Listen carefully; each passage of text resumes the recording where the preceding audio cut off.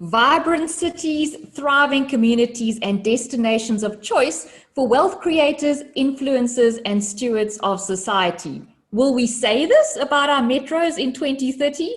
Or is it a pipe dream in a country like South Africa, where inadequate infrastructure, poor service delivery, and maladministration keep our cities stuck in the past? A crisis often presents an opportunity, and maybe this is the time to do the work that will restore pride and prosperities in the cities that we call home. Hello from me, Roshni Gadger, and welcome to episode 7 of Lift as We Rise. Today we are talking about building integrated, effective metros.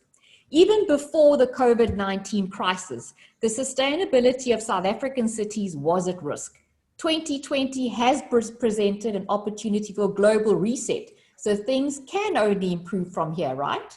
Today, 1 year after the first hard lockdown in South Africa, the signs of a third wave are dampening the Easter spirit across South African cities. Now we have no choice but to act with a high sense of urgency and a collective commitment to create a better future in our cities. To achieve this, it will take out-of-box thinking, an innovative plan, and effective execution over the next decade. Government, business, and civil society will need to collaborate to achieve this. And so we need to better understand how our cities work. And that is why we're hosting this conversation today. On the panel, I have Johann Mettler, a senior consultant at StratAstute Consulting. Johann's an attorney with a master's in international law. He's a local government expert and a municipality turnaround specialist. He was the city manager at both the Nelson Mandela Bay municipality as well as the Drakensberg municipality in the Western Cape. Johann is joined by Gregory Billson, Managing Director of Enterprise Development Consultants and Chairman of the Nelson Mandela Bay Municipalities Audit and Risk Committee. Greg also serves on the Audit and Risk Committees of the Nelson Mandela Bay Development Agency, as well as on the Sarah Baartman District Municipality. Greg and Johann, I'm really keen to have this conversation with you today. Thank you for taking out your time to chat to us. Thank you, Roshni. Thanks, Roshni, and thanks for that introduction. No, welcome to you both. So before we get into it, gents, I'd like to note an apology from the Auditor General of South Africa. They were invited to join our panel today, but due to the ongoing municipal audits within the Nelson Mandela Bay and also the Buffalo City, and of course across the country, they're not able to engage with us today. Their note says, we wish you all the success on this noble initiative. The topic that you're covering really does matter. Thank you to Africa Boza and Stefan Skierpers for your kind support on the work we are doing. And we also wish the Auditor General team well during these times. So let's get straight into it. Johann, you left the municipal manager hot seat during 2020. And Greg, you've headed up the Audit and Risk Committees in a very challenging socioeconomic and political climate. Can you share with us your journey in city management administration and also some key experiences? Roshni, thank you. Yes, I'm currently in the private sector, dabbling around also in the area of municipal governance. I think, when it comes to my own career, it kind of started when I became tired of being an attorney. I was an attorney for a few years. And then I joined what was then the Community Law Center, now the Dalla Omar Institute at the University of Western Cape. And that was quite an experience, being right at the coalface of the development of local government, the new dispensation, post-94, all of the legislation that then were developed between 1998 and let's say 2003, 2004. And then my involvement also during that period also with SALGA as a as an associate, if I can call it that. We did a lot of research work for SALGA, for its engagement in Parliament, etc. And then after a stint in SALGA later on, off to the private sector for 5 years, did great work at Palmer Development Group. And then second SALGA stint, and then off to Drakenstein Municipality, which is the biggest local municipality in the Western Cape. Then it had a budget of around just over, say, about 2.8 billion. I think it's now about double that. Great experience, and then you really get to know what to do to make things happen, because that's about the only sphere of government where if you don't perform, you get yelled at the community meetings, and people tell exactly where to get off, and they do so in the most colorful of languages. And thereafter to Nelson Mandela Bay, which was a challenge in itself. I enjoyed it. There was a great it was a great opportunity to also turn around a big city, and I think that we have started. And then, well, my stint there came to an end, and lots been written in the newspapers about that. But anyway, I packed up and left. So here I am, and I'm happy to be here. Thanks, Johann. So SALGA, of course, is a South African Local Government Association. Is that right, Johann? That's correct. Thanks. Greg, what's your journey been?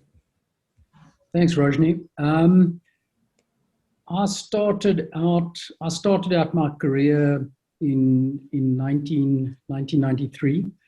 After I finished my accounting articles, I was with Grant Thornton at the time. I had a brief stint at Coca-Cola in the internal audit division of Coca-Cola.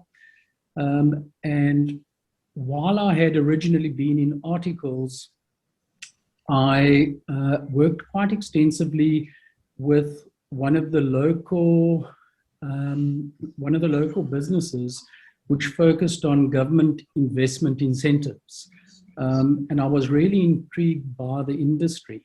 So I was then offered an opportunity to join the group. It was a national group with offices in all the main centers in South Africa. And the company focused on a range of investment incentives that were available through the Department of Trade and Industry and Competition. I spent 15 years with the company, and during that time, I ultimately was appointed the MD of the company. We listed on the AltX stock exchange, and we had a lot of fun out there. We did a lot of work in attracting direct foreign investment into South Africa, so promoting the various tax and investment incentives that were available to investors, relocation grants. You might remember the old general export incentive scheme, and there have been a range of incentives that have been available to industry.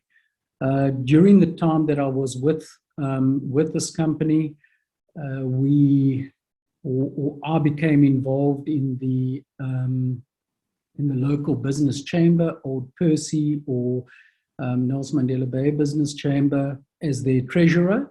And again, that dovetailed quite nicely with the industry that we were in terms of working with business, looking at what the city was looking to provide to business, promoting Port Elizabeth as an investment destination, make investment city of choice as such.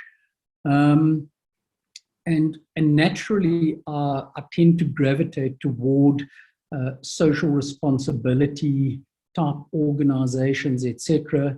I became the treasurer of Grey Junior School, Grey Senior School. I ended up as chairman of Grey Senior School Governing Board until my boys left there some 2-3 years ago. And I've just generally migrated into areas that promote investment and development.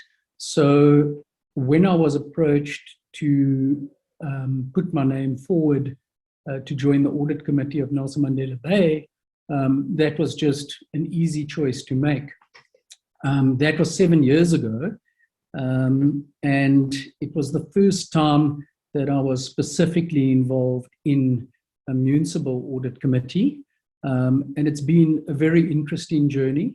The city has had its challenges, and we've come a long way from an experience point of view in working with the city, and I'm not sure we've made much progress. Johann, probably you would agree that we've had some very real challenges, but I think, yes, that's how I've gotten to, let's call it, the current position where I'm at. Some 10 years ago, I left the company I had been with, established my own company in terms of government investment incentives. So we work very closely with a range of industrial sectors in promoting ongoing investment into those sectors by those companies, taking advantage of the benefits that are due or claimable. And on the side, yes, I've set up a plumbing contracting business and a drilling business, boreholes. It works well in the city. We've got no water. So yes, that's where we are. Thanks, Johann and Greg. Both of you just, shine out as active citizens, wanting to do what's in the public interest. And of course, it's never a short road to getting to the other side. So let's get into understanding the business and operating model of cities. Johann, you've been in the hot seat. Should we say that your position was that of a CEO or maybe a COO, if we compare it to that of a company? And you can maybe share that with us. But if we take the Nelson Mandela Bay, which was your last experience, and we look at it as a business, we've got a top line or revenue of between 11 and 13 billion, a near break-even budget, and a high reliance on ratepayers to pay their municipal accounts to keep the city going. This year, in Minister Mbowene's budget speech, it was quite concerning to hear that the allocation of the national budget given to the Eastern Cape had been reduced. And in addition to this, the external and internal factors that support the city's growth are not currently looking very healthy. Now, in the private sector, we can talk about strategic agility and adaptive business models. Help us understand how cities work. How easy is it for cities to adapt their plans, their policies and systems to try and resuscitate our cities into vibrance? Roshni, as to whether I'm a CEO or a COO, you are mostly a chief executive officer in charge of the entire system. But sometimes you also have to venture into the nitty-gritty and become a COO, Chief Operations Officer. And it's not easy. Yes, if you want to compare it to a board, there would be a board of directors, which would be the municipal council. There would be shareholders, and the shareholders are all the souls that find themselves within the jurisdiction or the area of jurisdiction of the metro.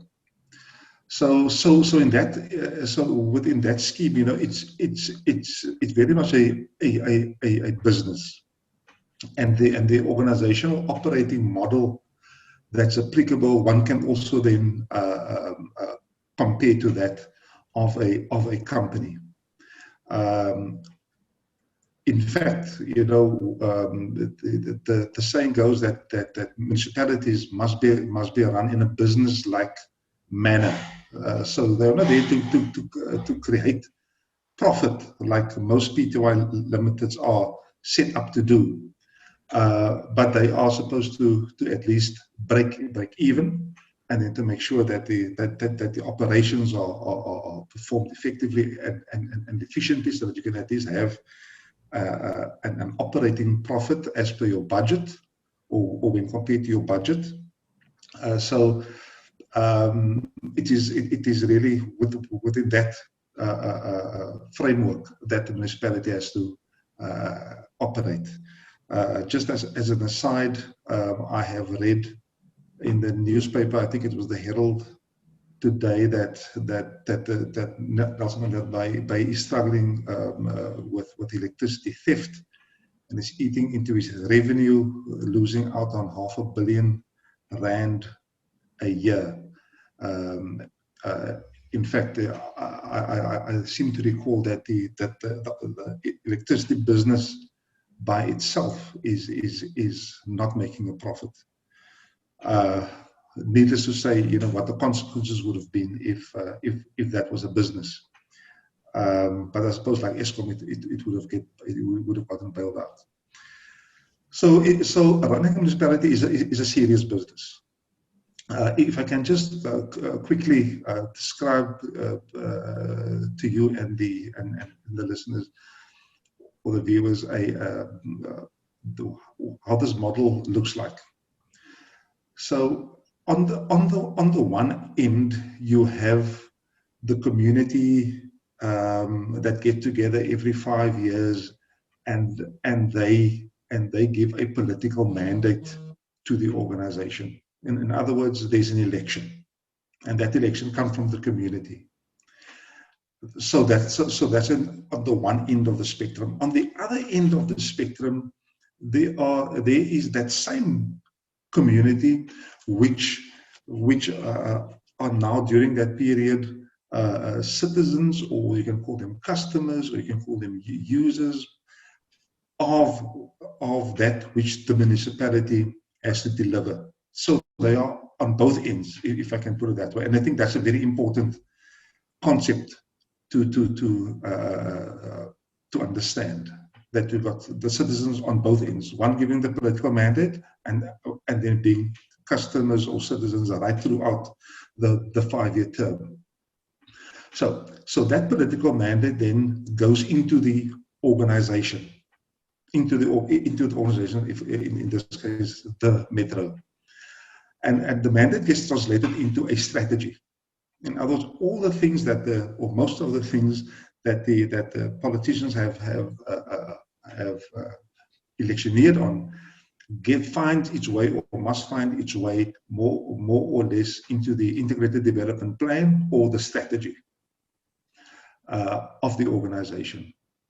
That strategy, once adopted, sets then out certain service delivery key performance areas. So those areas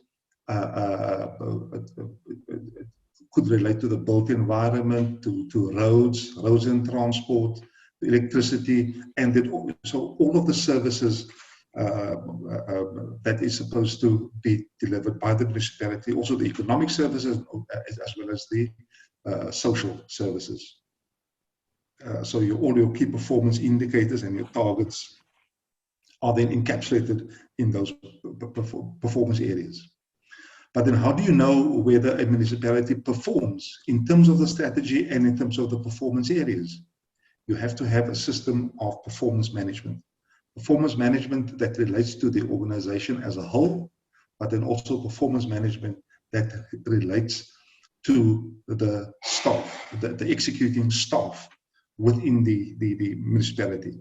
So that there's a great overlap and symbiosis between the performance of the organization as a whole, and then the individual performances of individual staff members. So that is how the political mandate gets translated and there's an assurance then that people must do the work via performance management. But that does not speak to the structure. So the organizational structure must then enable that which I've just said. So if the organizational structure does not enable the execution of the strategy, then you have a problem. So how does it do that? There are a number of enablers within the organizational structure. There is a budget. A budget, importantly, is an enabler. Sometimes a CFO thinks that everything is the budget. That is not correct. A budget is an enabler of the strategy. The budget will tell you, we can do the following over this period, or we can start with that part or a particular part of the strategy in year 2 as opposed to year 1, simply because of budget constraints. But the budget is an enabler. Also, legislation, policies, and bylaws in the municipality they are also enablers. So if your policies are not correct, if your policies are not lawful, or if your policies do not get implemented, you will find a problem with strategy execution. It will show up when you do your performance management. Another enabler, delegations, delegated powers. It is not possible for the CEO, the city manager, to do everything. Neither is it possible for those that report to him or her to do everything. So there's a system of delegations that ensures that the job is executed at the level where it makes the most sense, where it has the greatest impact. That is the purpose of delegations and delegated powers. But that's not all that's needed.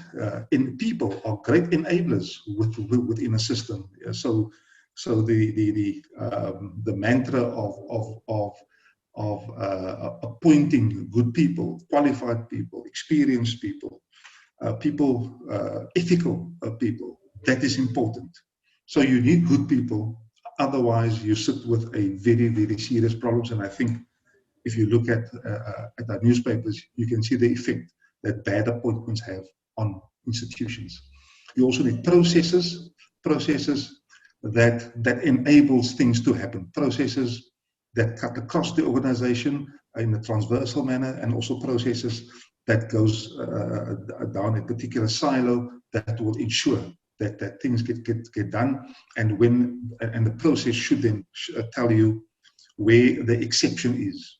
In other words, something did not go right, that's an exception, and the manager closest to it must manage that exception and bring it back into the rule. Also, systems and ICT, that's another enabler. And often we see how service delivery gets bogged down because we don't have good information, because our ICT and our systems does not give us the intelligence, the information to make good management decisions. So management makes the decisions based on bad data. So again, if I go and look at why a city is struggling, I go and look at the systems and look at the information and see, but is that information correct? So Johann, let's pause there and bring Greg into the conversation. So on the note of systems, when we talk about strategic agility and adaptation of systems to navigate into, let's say, this new normal, is there capability and flexibility within the current municipality management systems to be able to do that? Yes or no? And then we can get into the how a bit later. Roshni, are you asking me that? No, I'm just asking Johann before we get on to you, Greg. Okay. No, I thought you were speaking to Greg. Not always. Okay. The answer is mostly no. Okay, thanks. Greg, let's get on to you then. Johann's painted a beautiful picture around the parallels between how an organization business model operates in the private sector and how similar that is to a public sector. So that's easy enough to understand. You're playing a role in the oversight area. And we know that good governance is high on the barometer to attract foreign direct investment and investor confidence. And in a region like South Africa, we haven't fared very well on this. URMSA released their report last week, and the URMSA Chief Risk Advisor, Christopher Palm, actually hit the nail on the head when he said for South Africa to have a future owned by all and in which all prosper, our national, provincial, and local government, its leaders, the governing bodies, and members all need to work with one goal in mind. Greg, from your audit and risk committee experience, do we have the right leadership, the right mindset, and the governance model to be agile enough to build this better future that we are all looking for? Roshni, I think if one looks at the role the audit or a audit committee plays within a municipal structure, it's just important, I think, to outline the responsibility of an audit committee, and then we can touch on leadership and capabilities, etc. But an audit committee, or every municipality in South Africa, has to have an independent audit committee. So, and that's important, the word independence, because the audit committees are a group of members who are ultimately independently appointed by the relevant municipality. An audit committee charter is compiled and assessed on an annual basis, and it sets out what the responsibilities are of the audit committee. So they need to ensure that the municipality is compliant with the relevant acts, regulations, the Municipal Finance Management Act, together with council delegated responsibilities that are given to the audit committee. A strong focus of the audit committee is to promote good governance. So that would obviously speak to discipline, to transparency, independence, responsibility, fairness, accountability, social responsibility by the municipality. It's also important that our audience understand that the audit committees of municipalities have no management function. So as an independent oversight committee, they provide comment, they are reviewing whether the municipality is compliant as such with legislation, and they report back to the accounting officer, to council, in terms of non-compliance, areas of improvement, etc. So there's no executive power on the part of the audit committee other than to report to council, and it is then for council to respond to the various components or highlighted concerns of the audit committee in the various areas that the audit committee are essentially focusing on. So the key performance indicators, if you will, of an audit committee are to provide feedback to council on internal financial control, internal audits which are taking place within the municipality's internal audit directorate. The audit committee oversees the audit plan, which is prepared by internal audit. There's a risk management review process, so working closely with the risk management unit in identifying risk within the institution, determining whether or not the audit plan is addressing the relevant risks that have been identified, reviewing and commenting on the reliability of and accuracy of financial reporting information, the municipality's accounting policies, the performance management reviews. So as Johann was speaking about individual performance, the staff within the municipality. The audit committee's responsibility is to review performance management as a whole of the institution, together with performance management of the senior management of the municipality, its executive directors, against their performance contracts that they sign on an annual basis as well. As I said, effective governance is a strong focus as well. So looking at King's guidelines, etc., and the implementation of those recommendations and adherence thereto, compliance with the Municipal Finance Management Act, the Division of Revenue Act, and any other relevant legislation that may be applicable, and then other issues that may be referred to the audit committee by council or by management to provide oversight comment on. So I'm going to say, in a basic framework, that is what the audit committee is focused on, and that's their responsibility. There are numerous meetings on an annual basis.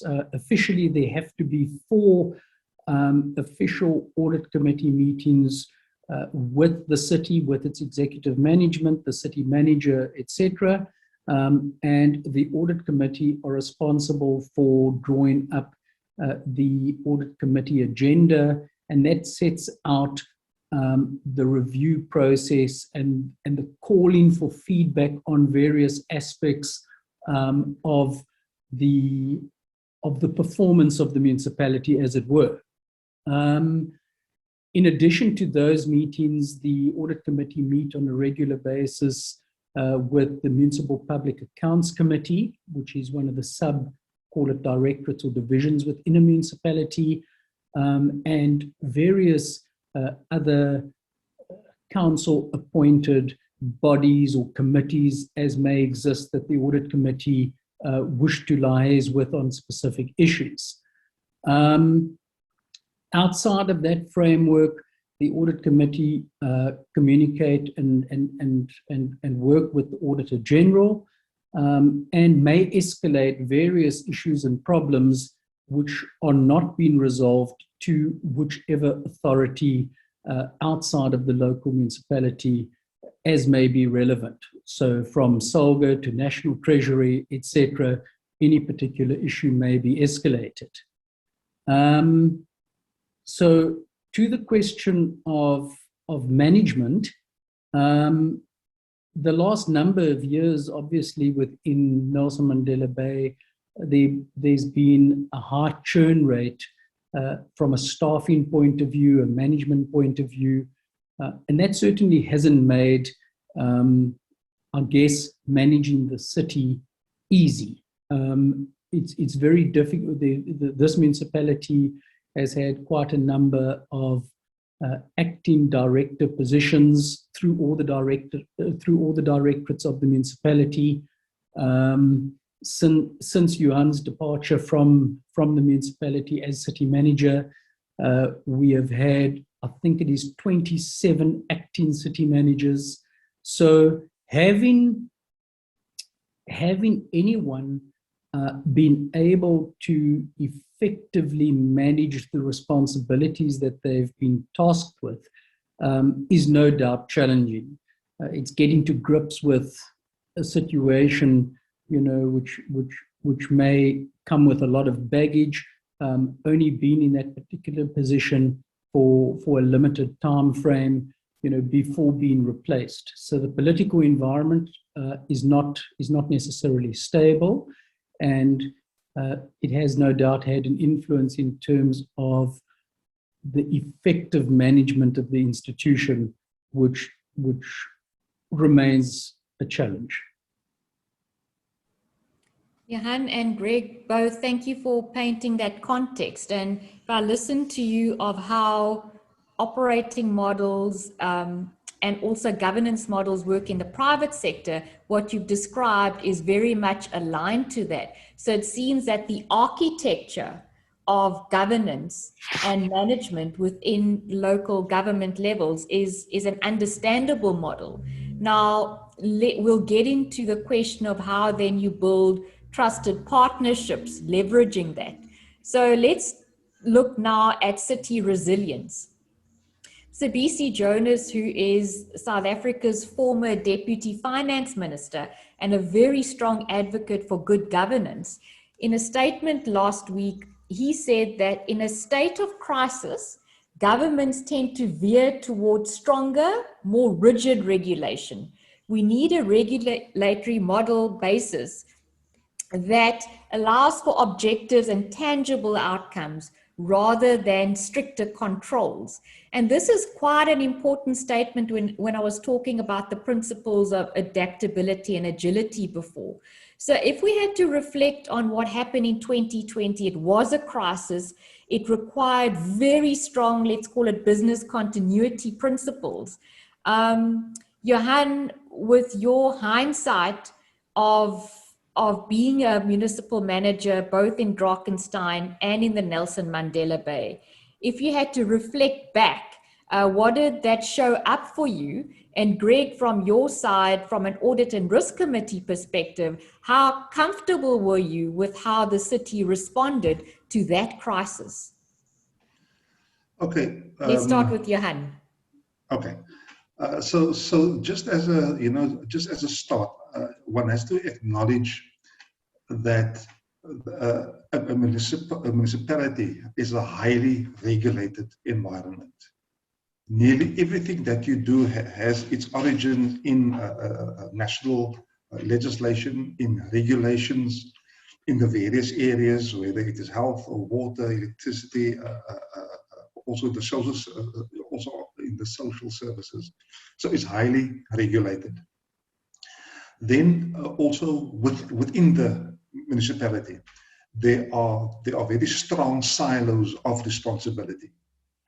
There's nothing wrong with a silo, I always say, because it does engender accountability. So somebody is accountable for something. However, when things become tight, or when something happens out of the ordinary, you find that there is no muscle memory or no systems that allows you to operate transversely across the municipality. So in times of a crisis, it is the municipal manager that must step in and say, for purpose of this crisis, for which there are no rules, or for which we are currently still developing the rules, whether it's now the rules of engagement within the municipality or the rules of engagement, let's say, with the Department of Health, the Department of Health without disaster management, let's say for COVID. Once those rules are being developed and those protocols are being developed, it will be driven from my office, because I am the one, as a city manager, who has overall authority. I can instruct. But it's very difficult to somebody within a silo of safety and security, to instruct somebody else within another silo, because the system does not allow for that. So when it comes to, and I want to make this short because one can go on forever.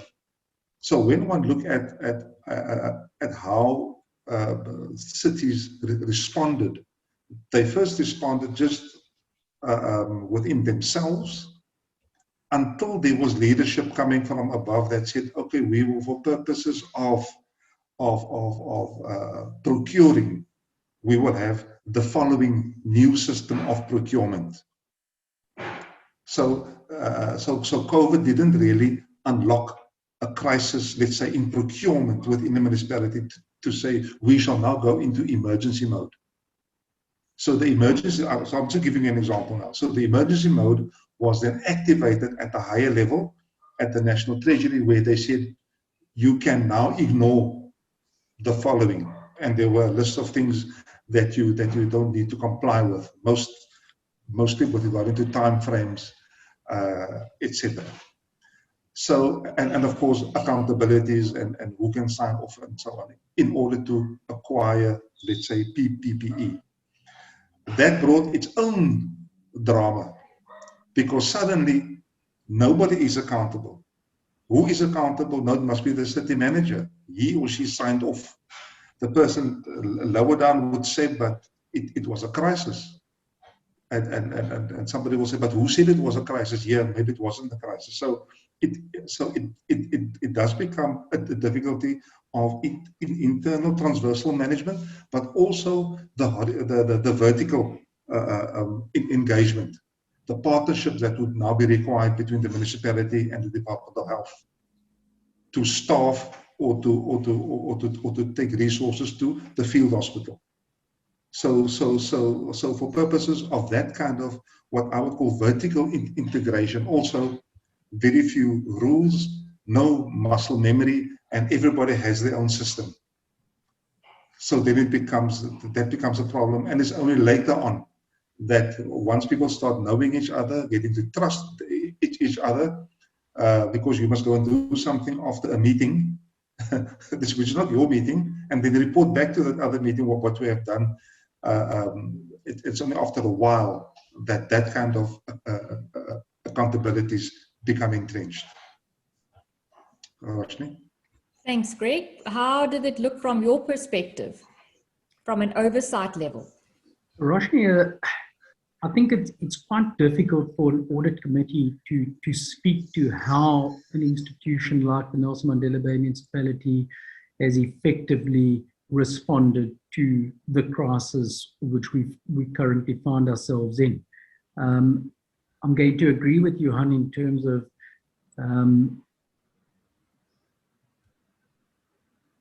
putting together, or I don't know if you want to call it the policy or the manner in which an institution like a municipality responds to having to move very swiftly in a crisis situation, and who is ultimately accountable.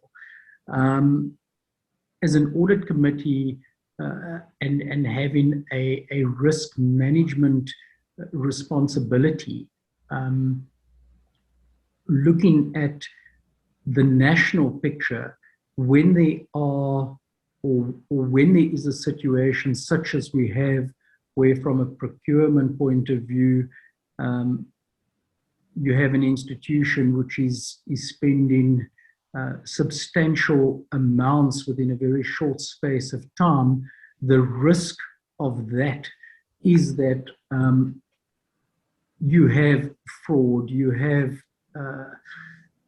individuals potentially taking advantage of a situation. So the structures which have to be put in place very quickly, assigning responsibility, review processes in terms of the procurement process, like your bid committees who are assessing tenders, suppliers, as Johann speaks of the distribution of PPEs, etc., ensuring that what you've purchased, you have received, that it gets to where it needs to be. Those are the real challenges which would exist in any municipality dealing with the crisis such as we've had it.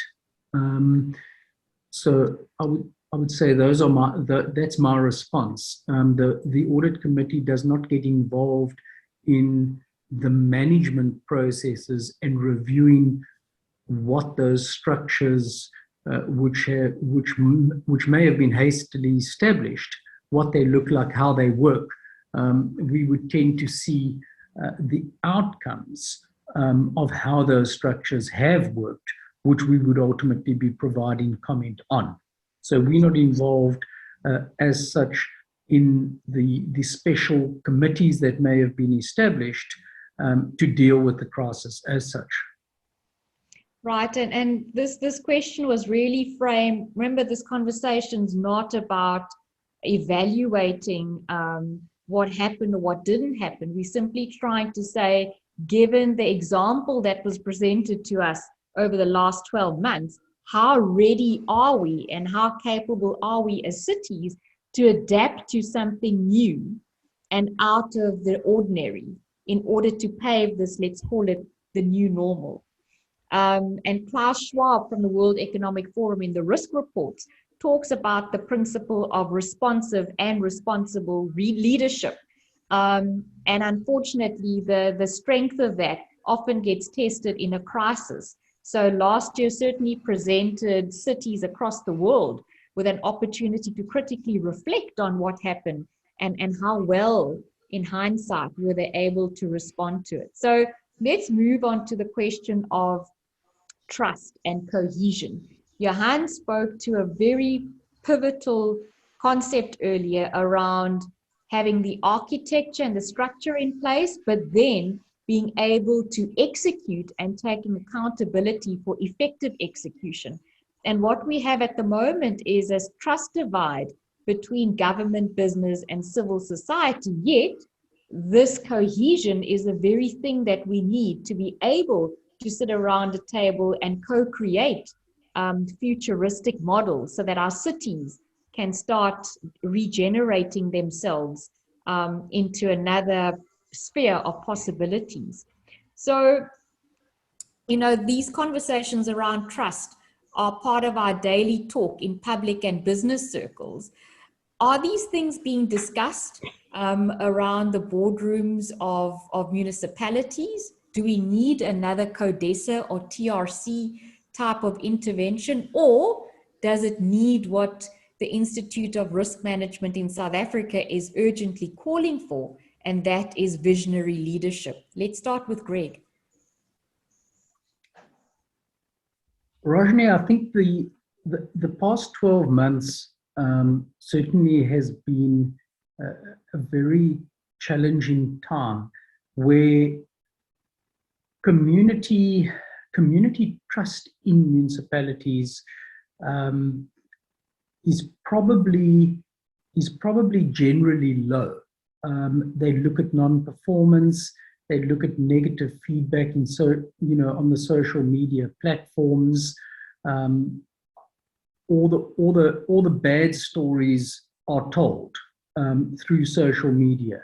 So there's often an element of exaggeration which comes through, and generally I think that society looks at a municipality or even government in not the most favorable way. So I suppose the issue of trust, it's generally low from a civil society point of view, my opinion. The last year, very difficult for municipalities to perform with all the regulations regarding working from home, etc. So municipalities haven't been able to deliver at the levels that they would have set out to deliver at the start of the past financial year. How do they do it better? I think that from a trust point of view, what society is looking for is performance, is service delivery. And if they see there's so many things that are happening within municipalities from a management point of view. Johann would explain to you the exhaustive processes that management go through on a daily basis, which are not service delivery orientated necessarily, just from a management control point of view. But civil society is looking for physical evidence of delivery, which would build trust. So they don't want to hear reports of corruption. They don't want to find themselves in an environment which is unsafe from a municipality responsibility point of view. So if you have open trenches or whatever it may be, where children are at risk, etc., where those issues are dealt with swiftly, where potholes are dealt with swiftly, where you have a functional city which sees infrastructural issues being dealt with as swiftly as possible. That's where you build in trust in terms of addressing the low-hanging fruit issues with civil society. I'd say that's where you start with it. Those are my comments. Thanks. Johann, taking from what Greg has just, the picture Greg's painted for us, you've been instrumental in the turnaround of selected municipalities. Can you give us some practical insights into what things that you did that gave you some quick wins and how those could possibly be leveraged to create response models that are more future fit, let's call it that? Hi, I just want to make sure whether you can hear me. I've got some background noise. Can you hear me? We can hear you perfectly. Okay. Thank you, Johann. Okay, no, that's fine. Look, the thing with, just to start with the trust issue. A trust is a result of something else. So trust does not fall out of the sky. So the trick is then to create that trust, and a government trust is normally people normally trust you, or trust is a consequence of when you do what you say that you were going to do. To make a long story short, you can make it even shorter by saying that you're going to do your job. That you are actually doing your job in the way that you have said that you would do it. And then people trust that, so whatever it is then that you say or what you put on the table, that is then what drives others to do their work or to respond as you wish. So that's the first point. That leads me to the next point that says that it is the leadership that must act in this trustworthy manner, because in the end, people or residents or consumers look to the leaders and ask themselves, have they done enough so that we can trust them? So the leaders have to actually walk that talk of trust. So when it comes to let's say turning around a situation in a municipality that has been maladministered, if I can use that term, that is the first thing that strikes you, is that there is zero trust. There's zero trust within the organization, so people do not trust each other there, and there is zero trust between the organization and the communities or the other interest groups. So one physically has to set about engaging. So one would engage internally and engage externally, and listen. Why is it that you don't trust? And say, these are the things that I will do from my side, from what's within my authority, to address those particular matters. And that question also gets posed inside, because you will find that sometimes junior staff have no trust or no faith in those that supervise them, those that lead them, because they have been let down in the past. And then again, after that engagement, you, as a leader, you would then say, from now on, these are the rules. There would be no more interference. Whenever somebody comes and tells you to do something, refer them to me, as an example. And then people start trusting the system, so that if they were then to do their work and act according to their own delegations or responsibilities, there will be no negative comeback, because I have cover, to use that term. So that is what, that's certainly in Pietermaritzburg, what I have learned, and then also in Nelson Mandela Bay, is that mostly within the organization, people felt exposed. They felt exposed to all kinds of influences from outside of the municipality, from unlawful interference even within the municipality, and you would then set the rules and say, from now on, these are the rules. You will act within those rules. I will act within those rules, and then you are safe. act such. So I think that is, that is how you start building trust. And to the extent that even in the organization, there was a perception survey that was run nationally somewhere in 2017, I think, where Nelson Mandela Bay went to second most trusted metro in South Africa after being stone last or second last the previous time. So there is something to be said for leadership, and for leadership to be consistent in what they are doing. Roshni? Johann, thanks very much. And this just makes me realize that, it's impossible to cover this in an hour. It is quite a textured conversation, and there's so many aspects that one can pick up just from what both of you have said, and that the gap between great plans, good people, and accountability for targeted outcomes, there's so much that goes in between it. I mean, we're sitting with a budget speech that was delivered that didn't give us something very different, which means that the resources financially to try and adapt and adjust and pilot systems that are different, that possibly doesn't exist right now. We've got high turnover of staff, as you've explained, within the system. And from a leadership and a trust building side, those don't happen overnight. Those would require intention, specific interventions, and commitment over a longer period of time to deliver. So we certainly aren't going to answer those questions conclusively today. So with the time remaining then, we've had the budget speech. Now the attention gets turned to the budget preparation phase within local municipalities, and the annual reports are now being prepared. The audits are being completed.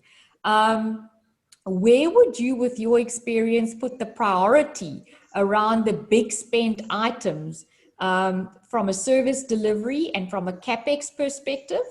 And then just to close off, what would your 2 tips be for business and civil society to play an active part in enabling that? Okay, Roshni, it's if I could patent this answer, then I would be very rich. I think we can all patent it. But it was not a good news story in terms of the budget, and there are very good reasons for that. So I don't want to go into that. I do think that that there would be much greater pressure on municipalities to run their cities much more efficiently. What we are currently seeing is irresponsible wastage. When policies are not being implemented, when the credit control policies are not being implemented, when land invasions are tolerated and sometimes even encouraged, where there is service breakdown because of failing infrastructure. And I'm speaking now specifically about electricity. So it is important, I think, for cities to now start focusing on themselves, to make peace with the fact that there isn't a lot of money going around, that they must find the money within the city by being efficient, by making sure that you don't run, that you're in a position to actually bill for electricity used. So if it means that you must invest now in proper metering and metering systems, that you in fact do that. Right. If it means that you have to invest in electrical infrastructure that will bring in returns for you over the short term, then it means that you need to do that. You need to do that for the sake of your own survival, but then also for the sake of people trusting the city. It's very difficult to do business in a city where you are not sure whether you have a stable electricity supply. So I do think that is where the focus should be. Focus on your internal systems. Make sure that they give you the proper information, that you have good and accurate data in your management system, and then you spend money on that kind of infrastructure that will promise a return. Then the second question, just around engaging with business and civil society. I think civil society has not really come to that table that is there. There's always an opportunity to engage with the annual report of a municipality, because it goes through a public process. Because that report tells you what happened in the previous year, where did the city go wrong, and what they will do to improve. They can give the input there, because that input becomes part of a report that will be adopted by council. So that's the first point, and that is normally now, soon after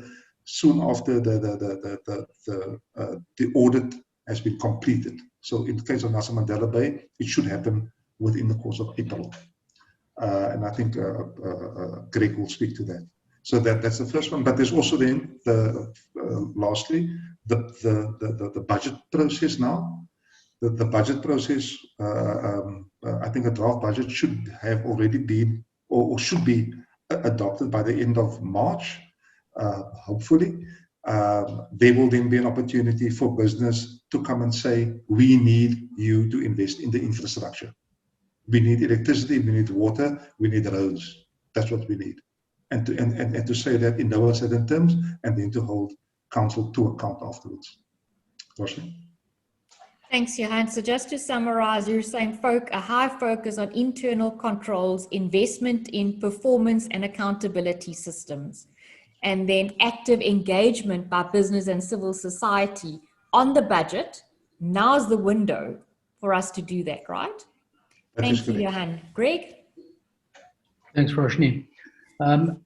In terms of the budget, I would certainly be looking at the capital budgets, the infrastructure budgets, and focusing on areas where those capital spends have the greatest impact in terms of the city being or having a higher value proposition to business. So looking at key investment nodes, looking at tourism, obviously at this point in time, that's a challenge with COVID, but really looking at what does the city have to offer? What does it have to offer an investor? What does it have to offer an existing investor from an expansion point of view, ensuring that the frustrations that business have within the city are addressed within the shortest possible time frame, so that we don't lose those investors, be it to other provinces and cities and municipalities, or even losing those entrepreneurs to immigration at the end of the day. Because that's what we see. We see people becoming frustrated with the situation that they found themselves in, feeling that they are unable to effect the change which is needed to ensure greater business viability on their part.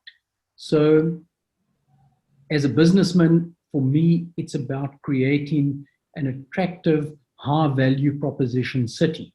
Focusing on the red tape in doing business in the city. So from EIAs to expedited turnaround timeframes in terms of targeted investments that are looking at or let's call it projected investments of 50 million rand, or choose a number, have a matrix which has a priority factor to that matrix, where business is looked after, where new business is encouraged, and the city is working with those new potential businesses to allow things to happen. In terms of civil society and working with the municipality, I think that, again, I come off this incentive platform always, and money talks.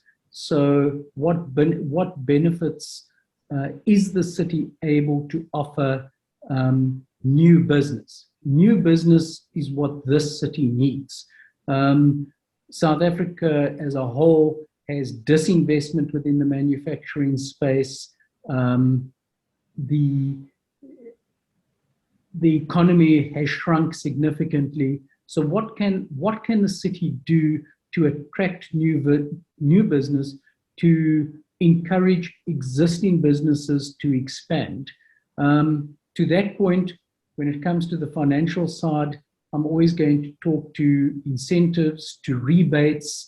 The city can offer discounted rates to different sectors, as the case might be, whether it's city rates, whether it's a temporary reduction in electrical costs, whatever it may be, something that makes us more competitive than the competing cities in the country. It means that you are foregoing a potential income, but it's income that you wouldn't have had.